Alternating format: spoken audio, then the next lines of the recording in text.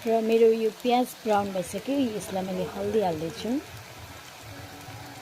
र है अलिकति हल्दी बेसर भनिन्छ हाम्रो नेपालीमा, ठाट नेपालीमा बेसर भनिन्छ। अनि सबै भाषामा चाहिँ हल्दी, इङ्ग्लिसमा चाहिँ भनिन्छ यो टर्मरिक पाउडर है।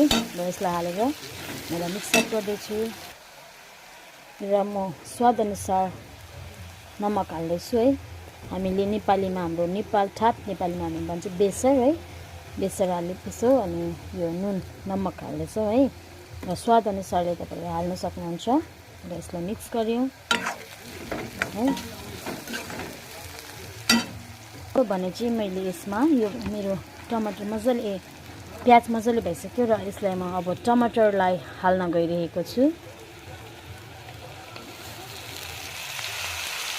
ल टमाटरलाई हालेपछि म यसलाई मजाले चलाएर यसलाई एकछिन पकाउन दिन्छु। अनि र साथीहरू यो मेरो सब्जी हुन आँटेको छ है, र पाक्नै आँटेको छ। अनि त्यो पाकिन्जेलसम्म मैले त्यहाँनिर कराई तावा रोटीको लागि बनाइसकेको छु है, रेडी गरिसकेको छु। अनि मेरो आँटा मैले अलरेडी रेडी गरेको छु। अनि यो पास पनि उठिसकेको छ है, एकदमै राम्रो डो भइसकेको छ। अब यसलाई म बल्लाएर रोटी बनाउनेछु।